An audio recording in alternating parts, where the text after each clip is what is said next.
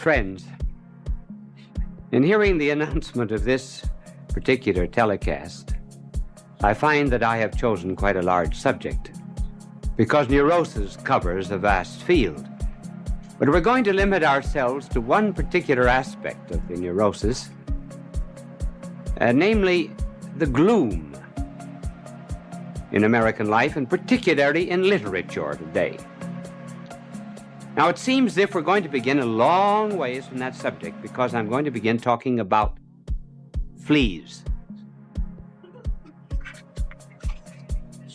This really and truly happened. In a certain university, experimentations were made with dogs, not by vivisection, no. And the dogs were in two separate cages. The university professors wanted all the dogs clean when they worked with them. So in one cage were put dogs who had been dipped and washed and defleed. In the other cage, there were dogs that still had their fleas. I can remember when I was a boy, I think this was one of the first jokes that I ever laughed at, was why puppy dogs had curly tails, and I was told so the fleas could do the loop-the-loop. Well, in any case, these dogs had plenty of fleas. This was not part of the experimentation, but the professors noticed that the really nervous dogs, the neurotic dogs, were those that had no fleas. The dogs in the cages that had fleas kept themselves busy scratching all the time. But the other dogs that had no fleas, simply because they were caged, they began to develop a kind of a canine delinquency. And they howled and they shrieked, and this energy that they had to come out some way. And it came out in their nervousness. The other dogs had a purpose in life, at least briefly, namely to scratch off their fleas. That brings up the question, does a want of purpose have anything to do with hopelessness, and is it a cause of neuroses? Now, we're going to take one field, because perhaps there is no area or dimension of life which better reveals what people are thinking about, the advanced thinking, the novels, plays, and the theater in general. Now, literature today seems pervaded with a gloom and a hopelessness. Take, for example, the famous play of Albert Camus called The Plague. The hero of it is a Dr. Rieux.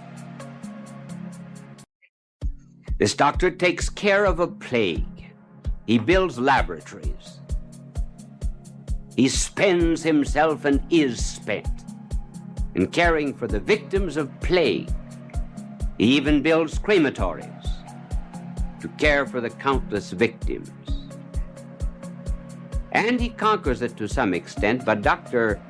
Rieux knows very well that the germs of the plague are in clothing, they're in furniture, and that very soon the plague will break out again. The assumption is, this is life. We get out of one difficulty, and then into another, and life ends after the succession. No hope, just tragedy. Then there's the novel of, who is it? I'm not sure. Cassec? The City Beyond the River. And this too is a symbolism of the turmoil and the neurosis of the modern soul. But of course, being a novelist, one presents it symbolically. And in this particular story, there are two factories. In one factory, great big stones are broken up, crushed, and finally dissolved into fine powder. Then all of this powder is shipped to another factory. And when it gets into this other factory, all of this fine powder is boiled and made into big stones. Then all the big stones are taken back to the first factory. There they're ground again. Then they're shipped back again, and so the process continues. Any purpose? None whatever. Tense despair. Ernest Hemingway, the old man of the sea. Here he is battling with a shark whom he knows eventually is going to take his life. No prospect of success, no issue to life. Then there's Françoise Sagan. Bonjour, tristesse. Salute to sadness. Sartre, with his 4 men in hell, talking to one another, each man talking only about himself, not concerned with anyone else. And when the curtain goes down, the last line of the play is, hell is others.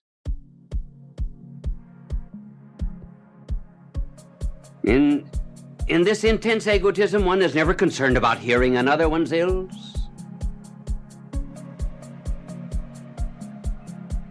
And the result is that there's a kind of a self-pity that develops, which is the keynote of modern neuroses. Self-pity. And that in its turn develops a queer kind of compassion that is found in modern life. Remember in the story of the Good Samaritan, he passed by the wounded man on the way from Jerusalem to Jericho. And it was said he was filled with compassion. And his compassion went out to others, so that he himself was willing to relieve himself, as he did financially and also physically, of his energy in order to help another. But in this self-pity of modern literature, there's a peculiar kind of compassion that is now becoming part of our ordinary life. Namely, for whom do you feel sympathy today?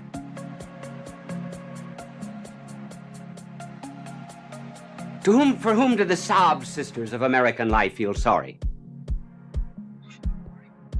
They feel sorry for the young dope pusher who's brought to trial. There's sympathy for the gangster who's arrested, for the criminal. Police that try to arrest a criminal in a certain community, the community will protect him.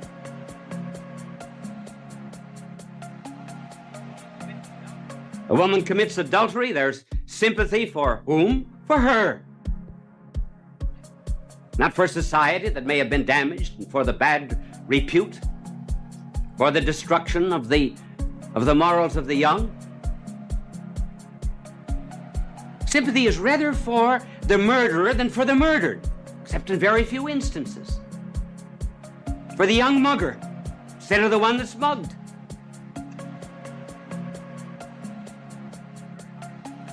In a very large city, very recently, there was a young girl in the 6th grade who was constantly drunk. Every day in school, she could barely sit up at her desk. Well, the teacher, of course, would not dare touch her. So the teacher had this drunken young girl brought before the judge. And this judge of the juvenile court said to the teacher, "Didn't you ever take a drink in your life? She said, I'm not on trial. He said, case dismissed.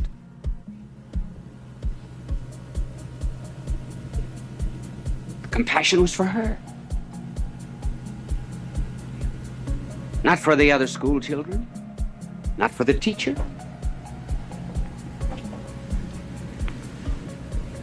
Now, where does this come from? Well, it's partly due to a loss of purpose. When anything loses its purpose, it becomes revolutionary, it becomes neurotic or psychotic. One could, if a pencil were endowed with consciousness, you could make a pencil neurotic. I could make a pencil neurotic, for example, if it had consciousness, by using it to pull down this microphone which is above my head. If I stuck the sharp point into that microphone to pull it down, incidentally, you know, there's always a microphone wherever you walk. If I walk over here, the microphone follows me. If I walk over here, the microphone follows me. And he's kept very busy now at this particular time. Well, now if I... And incidentally, great credit should be given to the man that handles the microphone. If he didn't like a show, and he must be tempted many times, he could drop that boom on you, and the show would end immediately. But if I use the pencil, for example, to pull that down, I wouldn't get it down, and I would break the point of the pencil. Why? Because the pencil wasn't made to pull down booms. And so too, I'm not made for certain things, and if I insist on doing those things which are contrary to my nature, well, then I hurt myself. And that is the beginning of a neurosis. A boiler is made to retain temperature, steam at a given pressure. And this pressure, yes, is imposed by an engineer, by an intelligent mind.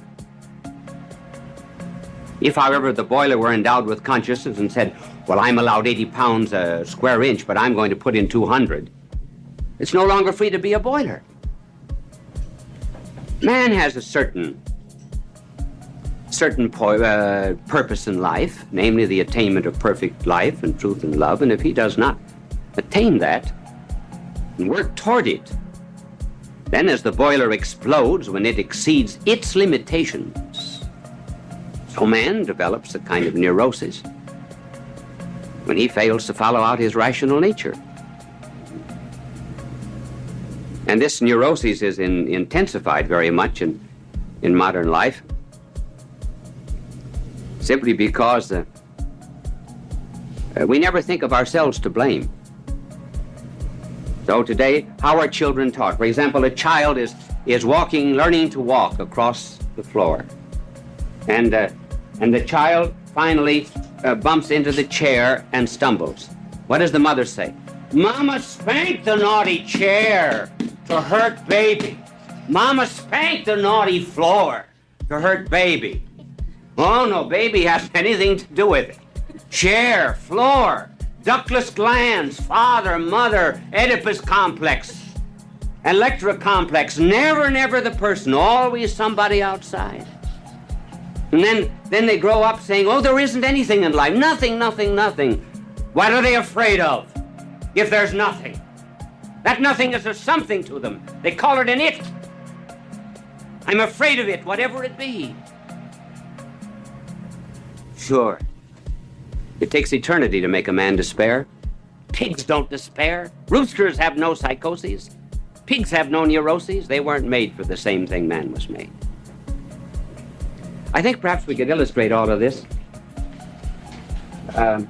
simply in terms of lines. And my lines will all be very simple, hence these will be good drawings. This vertical line here stands for the way everything in the world should tend, namely, everything has a purpose for which it was made. And it's happy when it attains that goal. Now, we have a purpose. We were made for perfect happiness, for a continuous ecstatic love, for an all-comprehensive truth, and for a life without end. And that's what we're working toward. That is God, that vertical line. Now suppose we draw another line which indicates man. This horizontal line here indicates man because man has a temporal process. In time, he makes progress in the acquisition of knowledge, the development of science, the assistance of neighbor, and so forth. The ultimate purpose of man, however, is what? Is to unite his will, his life, with the divine life. So that when man makes his life correspond with the divine life, he has happiness, as much happiness as one can find in this world. As Dante said, in thy will is our peace. Suppose now, a man says, well, I'm not going to follow the divine will, which is this way. I'm going to cross it and negate it.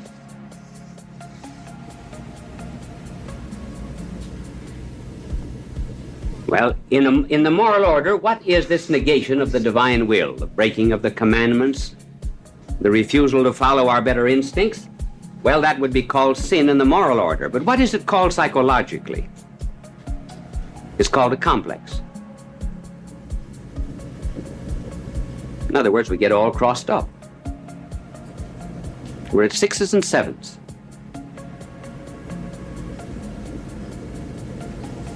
Suppose now one reaches the stage where he says, well, I'm going to completely eliminate the divine will, and I'm going to live only for myself, my ego, and just have pity for myself. Then you have only the vertical line. I mean the horizontal line, man. But time never solves anything. Never. Time of and by itself doesn't make anything better. For example, white fences don't become whiter with time, they become blacker. So if man, however, decides to pursue just his own selfish ends with self-pity in time, what happens to this line? It begins to curve.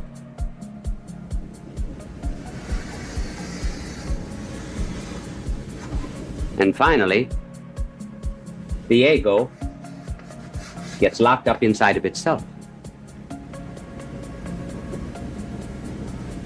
It's a hard shell that is very difficult to penetrate. And that's the state of many minds that have abandoned the final goal of life.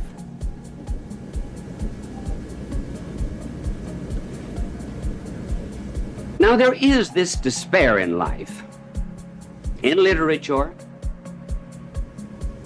and this false compassion. But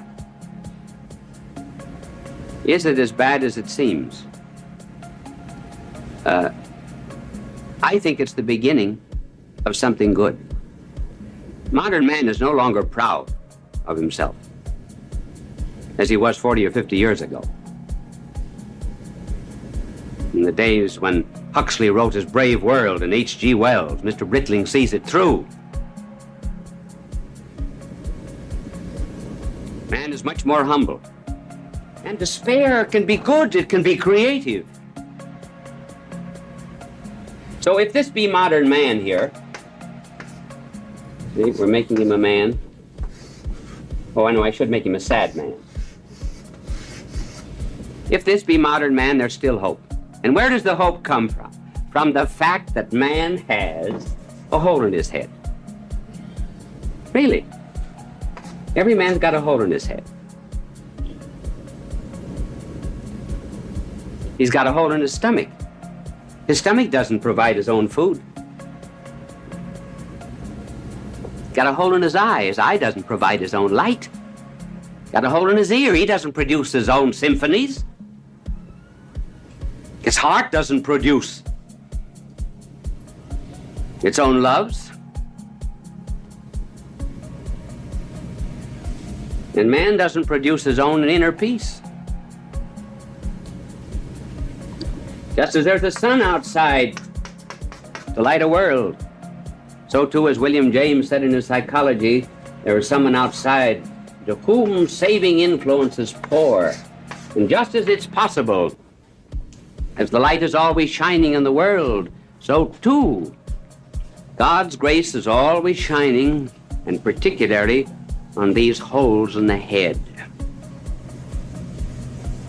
And man can, of course, he can shut them out. But he can also utilize them. And there recently has been a Viennese psychiatrist, and really one of the great psychiatrists of the world, Dr. Dame, who has written on this particular work, namely on psychiatry, and on the salvation that comes from outside. You find it even in people who we didn't know, for example, were very saintly. Take, for example, the former head of the United Nations,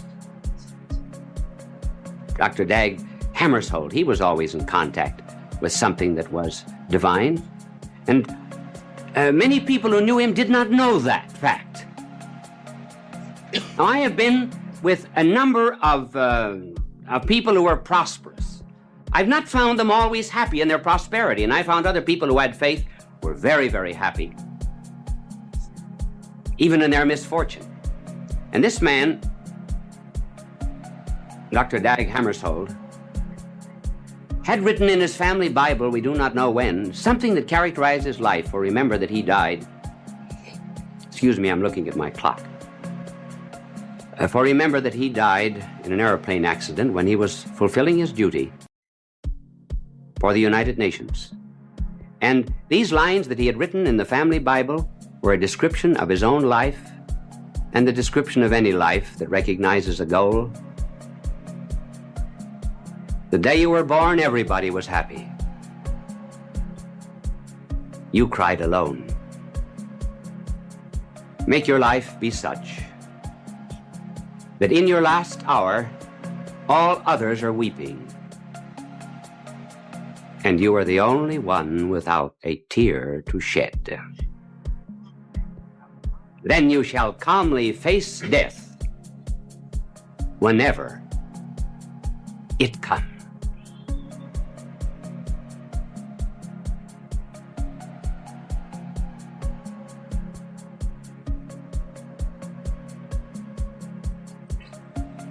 The particular phase of marriage is the training of children.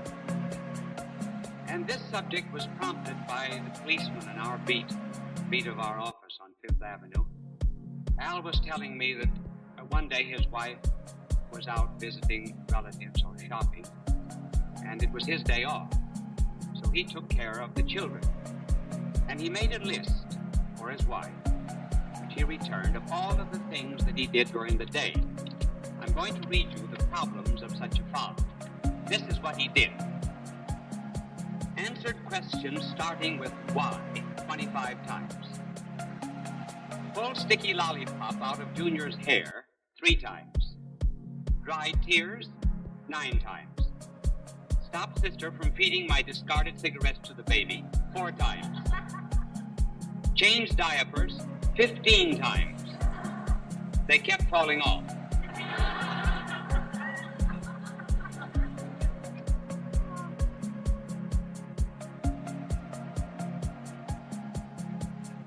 The baby was caught with his plans down. Blew assorted noses 11 times. Answered door 4 times. Baker, grocer, milkman, and paper boy. All said they'd rather come back when you were home. Attempts made at getting a spoon of food into baby's mouth 18 times. Succeeded twice. Tied shoelaces 13 times between the time you left and 3 o'clock. 3 o'clock, the shoes off, and they went barefoot. Requested children in a kind voice to be quiet. Once. Told children in a firm voice to make less noise. Twice. Hollered at children to stop shouting 15 times. Warned children not to cross the street 16 times.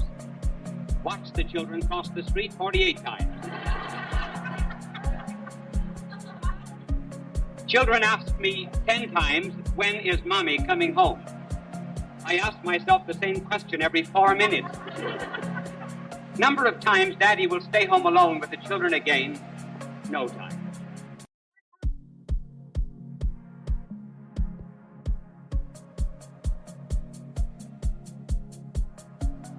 That brings up the subject of training children. There's not much training in lower nature. For example, you cannot train water because it has only three forms: liquid and vapor and ice.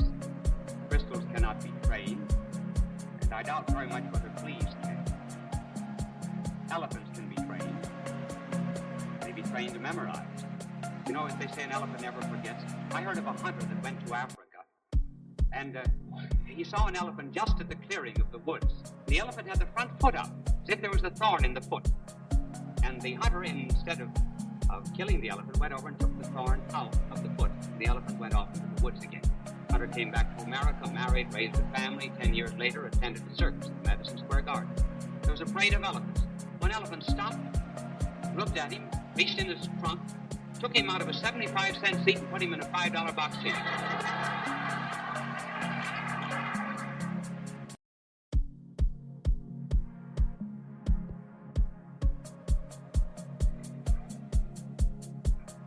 Well, it certainly is possible to train children. You never ask, for example, a pig, what kind of a hog are you going to be when you grow up?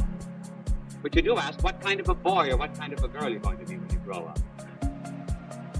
And the children, therefore, are capable of being trained. And if the parents do not give them some objective and purpose in life, well, they will grow up without a purpose, but they will have training of their own from the streets, from the television, from so-called comics, murder mysteries and the like.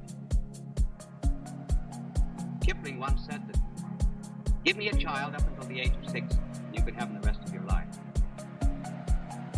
Napoleon was asked, when does the training of a child begin? He answered, 20 years before the child's birth, the education of the mother. Now let us investigate the three great instincts of the child and see how they are to result in training. The first is what might be called the instinct for eternity. Instinct for eternity. The child has no sense of the passing of time. Everything is rather permanent to a child. That is one of the reasons the child always likes to hear stories that end and they lived happily ever after. He loves to hear the words always and always and always. He has not lived long enough to understand age and death. To understand these things, you have to live, to have experienced some succession of time. And then because the child dwells in this eternal atmosphere, every time the mother leaves the house, he always feels that it's forever. That's one of the reasons the child dies. Dogs or something like that. Whenever the master leaves the house, the poor dog always thinks it's forever. Not much more sense of time than a child. And then the child, because he has this instinct of the eternal, has an imagination that is at home in the infinite. The child can get on a broomstick and imagine that it's a horse, and he's clinging in the language of Thompson to the whistling mane of every wind. He's stardusty from tumbling among the stars. Superman, Captain Midnight, these mysterious figures that go from one planet to another. The child can understand them. He lives in that kind of a world. He's a kind of a king of the universe. No one lives in a cosmos quite as immense as that of the child. And then, too, because the child has this sense of the eternal and the infinite, he understands the truth. Everything's true to him. Because the truth is permanent. Hence he will say, well, Daddy told me. Mommy said so. Or it's in a book. The child isn't old enough to understand that lies can be printed just as well as the truth. Everything to him is true. Now then, suppose that the parents never develop this instinct for the eternal and the infinite and the true that is in the child. religion, completely abandoned the child's life. And the child grows up. What happens? The child's world gets smaller and smaller and smaller as he lives. No longer is he in this great infinite cosmos. Why, the child may soon begin to believe that the only knowledge there is the knowledge of things that he can touch and feel. It is even conceivable that the cosmos will shrink to such an extent that eventually the only universe that there is this tiny little ego, and he gets locked up inside of it, and then he needs a psychiatrist to get out. But instead of that, the child must be taught that there is an infinite and there is an eternal. He must be therefore given a purpose that is beyond time, the purpose that he understood before he was 7 years of age. And who has ever expressed this better than that great poet Hildebrandt in his beautiful poem on children, in which he reminds parents how they are to give an eternal destiny to their children. Your children are not your children. They are the sons and daughters of life's longing for itself. They came through you, but not from you. And though they are with you, yet they belong not to you. You may give them your love, but not your thoughts, for they have their own thoughts. You may house their bodies, but not their souls, for their souls dwell in the house of tomorrow, which you cannot visit, not even in your dreams. You are the bows from which your children as living arrows are sent forth. The divine archer sets the mark upon the path of the infinite, and he bends you with his might, that his arrows may go swift and far. Let your bending in the archer's hand be for gladness, for even as he loves the arrow that flies, so he loves the bow that is steel.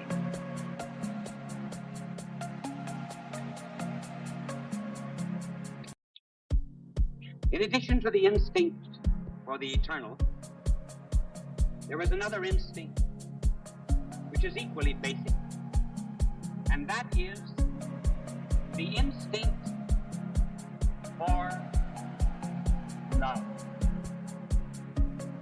Every babe assumes love, and rightly so, because love preceded him. Before a child is born, there's the mother's love awaiting him. As the mother's body becomes a kind of a flesh and blood ciborium in which is to be housed that host. His nourishment is prepared for him. The creche, the layettes, the linen, the toys. The father may even have cigars. The air, the sun, the moon, the stars, all are there waiting for him in this great and beautiful environment of love. Then he presumes love when he begins to be conscious. Goes to his mother to have his play wounds bound. Shares secrets with the mother. Expects love from the father, who's proud and happy when he receives the father's love. There is nothing that the child wants more in a home. I know of a little girl who every morning before she went to school would give her mother a little perfume bottle and ask her mother to kiss that bottle. And then she would bring the bottle to school and would put it on her desk to remind her all day long of her mother's love. Now, that there is no love. The child then grows up to hate, because the child knew that he ought to have it. Love is something that he found when he came. Knows that it is something to which he is entitled.